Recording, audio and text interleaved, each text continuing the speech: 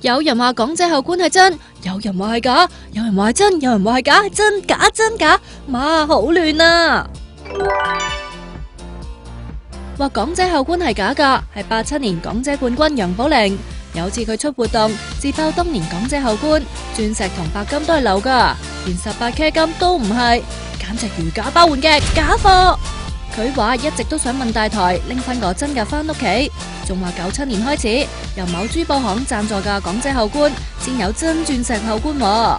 咦，97年主權移交前最後一屆港姐，即係96年李珊珊嗰個后冠，究竟係真定假呢？我哋有問過佢㗎，佢就話我嗰個係真嘅大佬，仲話后冠有真鑽石，值百幾萬㗎。當年佢一口氣攬埋最上鏡小姐、才藝小姐大獎同埋最受傳播媒介歡迎大獎，除咗后冠，仲有3個鑽石扣針同1支權杖。不過佢就話今次淨係拍賣后冠，其他獎品唔諗住拍賣啊。